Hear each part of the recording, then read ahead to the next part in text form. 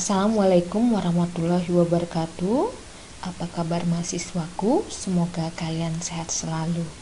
Hari ini adalah pertemuan pertama kita dalam mata kuliah Bahasa Indonesia. Topik yang akan kita bahas hari ini adalah kedudukan dan fungsi bahasa Indonesia. Oke, selanjutnya, sebelum kita mengetahui kedudukan dan fungsi bahasa Indonesia, kita akan melihat apakah ada perbedaan kedua istilah ini, kedudukan dan fungsi bahasa. Yang pertama, kedudukan bahasa itu didefinisikan sebagai status relatif bahasa sebagai sistem lambang budaya yang dirumuskan atas dasar nilai sosial yang dihubungkan dengan bersangkutan. Fungsi bahasa, nilai pemakaian bahasa yang dirumuskan sebagai tugas pemakaian bahasa itu di dalam kedudukan yang diberikan kepadanya. Jadi, kedua istilah ini tidak bisa kita samakan. Dalam kedudukan bahasa di suatu negara, di dalamnya terdapat fungsi-fungsi pemakaian yang diatur dengan baik, khususnya bahasa Indonesia. Kekaburan pembedaan kedudukan dan fungsi bahasa antara bahasa Indonesia dan bahasa lain, dalam hal ini bahasa daerah dan bahasa asing, akan merugikan perkembangan dan pembakuan bahasa Indonesia. Untuk lebih jelasnya, kita bahas lebih lanjut. Pembedaan kedudukan dan fungsi bertujuan mengatur masuknya unsur-unsur yang benar-benar dibutuhkan bahasa Indonesia dan memperkaya bahasa Indonesia. Masuknya bahasa asing tidak perlu dihindarkan asal sesuai dengan keperluan dan pembakuan bahasa Indonesia. Kita ketahui perkembangan ilmu dan teknologi membuat pesatnya perkembangan bahasa asing di Indonesia. Namun demikian, kita tidak perlu khawatir karena kita mempunyai sistem pembakuan bahasa Indonesia. Kedudukan dan fungsi bahasa Indonesia itu mengalami perubahan setelah keluarnya Undang-Undang Bahasa tahun 2009. Sebelum kita mengetahui kedudukan dan fungsi bahasa yang sesuai dengan Undang-Undang Bahasa tahun 2009, mari kita akan lihat kedudukan dan fungsi bahasa sebelum Undang-Undang Bahasa itu dikeluarkan. Kedudukan bahasa Indonesia sebelum Undang-Undang Bahasa tahun 2009 dikeluarkan itu sebagai bahasa negara dan bahasa nasional.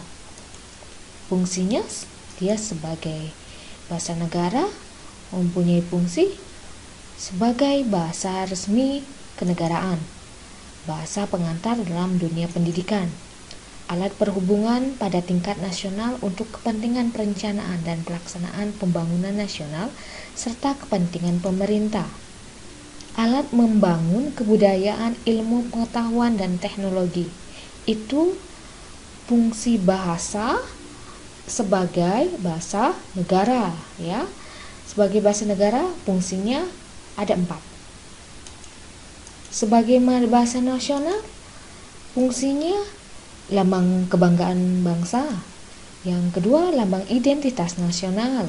Yang ketiga, alat yang memungkinkan penyatuan berbagai suku bangsa dengan latar belakang sosial budaya dan bahasanya masing-masing ke dalam kesatuan kebangsaan Indonesia. Alat perhubungan antar daerah dan antar budaya. Oke, sekarang kita fokus pada kedudukan bahasa Indonesia itu sesuai dengan Undang-Undang Bahasa tahun 2009. Kalau tadi sebelum Undang-Undang Bahasa lahir itu kedudukannya sebagai bahasa negara dan bahasa nasional. Kalau yang sesuai dengan Undang-Undang Bahasa tahun 2009 itu bahasa Indonesia itu kedudukannya sebagai bahasa resmi negara.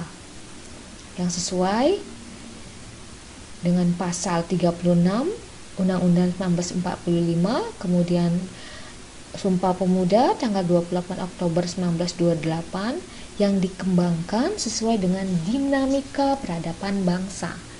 Jadi kedudukan bahasa Indonesia itu seiring perkembangan zaman juga harus disesuaikan dengan peradaban bangsa.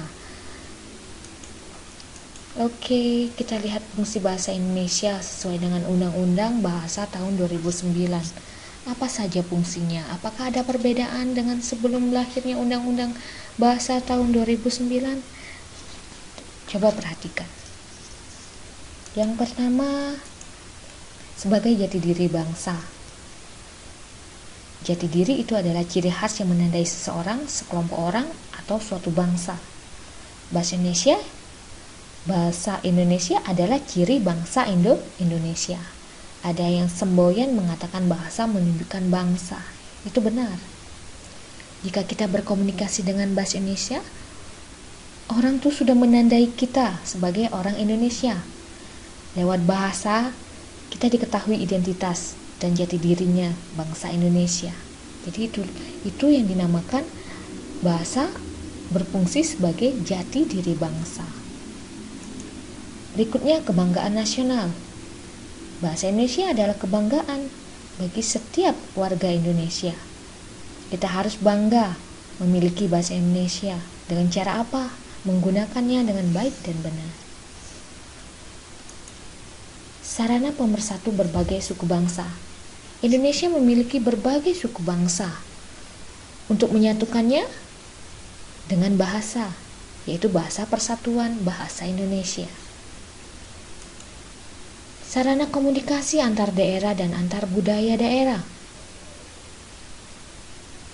Bagaimana kita berkomunikasi jika berada pada masyarakat yang berbeda daerah dan berbeda budaya? Salah satu caranya adalah dengan adanya bahasa persatuan, yaitu bahasa Indonesia. Bahasa resmi kenegaraan. Iya, bahasa Indonesia adalah bahasa resmi kenegaraan. Ini diatur juga dalam Undang-Undang Bahasa tahun 2009. Berikutnya, bahasa pengantar pendidikan. Bahasa Indonesia sebagai pengantar pendidikan di sekolah-sekolah, di lembaga perguruan tinggi. Namun demikian, bahasa asing juga bisa digunakan untuk tujuan khusus. Berikutnya adalah komunikasi tingkat nasional. Bahasa Indonesia digunakan dalam komunikasi tingkat nasional. Dalam forum ilmiah, dalam seminar-seminar itu menggunakan bahasa Indonesia. Yang kedelapan, pengembangan kebudayaan nasional. Bahasa Indonesia digunakan sebagai alat untuk mengembangkan kebudayaan nasional. 9. Transaksi dan dokumentasi niaga. Untuk transaksi dan dokumentasi niaga, bahasa Indonesia harus digunakan. Karena ini sudah diatur dalam Undang-Undang Bahasa tahun 2009, walaupun tidak semua menggunakan aturan ini. Yang ke-10 adalah sarana pengembangan dan pemanfaatan ilmu pengetahuan teknologi dan bahasa media massa. Iya, ini sudah diatur dalam Undang-Undang Bahasa. Itu penggunaan bahasa Indonesia sesuai dengan Undang-Undang tahun 2009. Itu bisa dibaca di Undang-Undang Nomor 24 tahun 2009 tentang bahasa Indonesia. Kita akan lihat undang-undangnya supaya kalian lebih tahu. Ini undang-undangnya, Undang-Undang Republik Indonesia Nomor 24 tahun 2009 tentang bendera, bahasa, dan lambang negara serta lagu kebangsaan. Jadi di nomor 24 ini bukan hanya undang-undang bahasa, tetapi juga undang-undang berkaitan dengan bendera, lambang negara, serta lagu kebangsaan. Dan di dalamnya juga ada tentang bahasa. Kita perhatikan di sini, di bab 3 tentang bahasa negara. Di sini disebutkan bahwa sebagai bahasa resmi negara, bahasa Indonesia dijadikan bahasa resmi negara. Ini kedudukannya. Sedangkan fungsinya ada di ayat kedua dan ayat ketiga. Ini fungsinya. Kemudian bagaimana penggunaan bahasa Indonesia sesuai dengan fungsi-fungsinya tadi? Kita lihat tadi, bahasa Indonesia wajib digunakan dalam peraturan perundang-undangan, jadi bahasa resmi kenegaraan. Dan dokumentasi negara itu menggunakan bahasa Indonesia juga. Kemudian bahasa Indonesia wajib digunakan dalam dokumen resmi negara. Jadi Semua dokumen resmi negara bukan menggunakan bahasa asing, tetapi menggunakan bahasa Indonesia. Ini dikatakan wajib. Kalau dapat berbeda maknanya, tetapi di sini dikatakan wajib.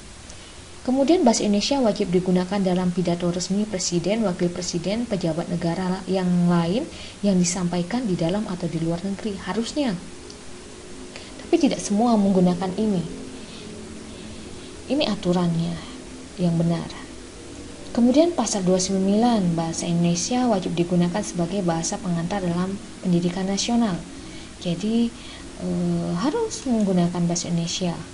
Namun demikian bahasa asing juga bisa digunakan. Ya, bahasa asing bisa digunakan untuk mendukung kemampuan berbahasa asing peserta didik dengan tujuan tertentu. Ya, seperti itu. Di sini bahasa Indonesia wajib digunakan dalam pelayanan administrasi publik dan instansi pemerintahan, bukan menggunakan bahasa asing. Harus bahasa Indonesia. Kemudian di sini nota kesepahaman, perjanjian itu juga menggunakan bahasa Indonesia. Kemudian bahasa Indonesia untuk forum resmi baik nasional maupun internasional yang ada di Indonesia wajib menggunakan bahasa Indonesia. Walaupun ada kenyataan yang internasional masih menggunakan bahasa asing. Ya, perlu berlahan untuk menerapkan aturan ini. Bahasa Indonesia dapat digunakan dalam forum yang bersifat internasional di luar negeri. Kalau di luar negeri, ya silakan bisa menggunakan bahasa asing ataupun bahasa Indonesia. Di sini dikatakan dapat, sedangkan kalau di pasal sebelumnya dia dikatakan wajib.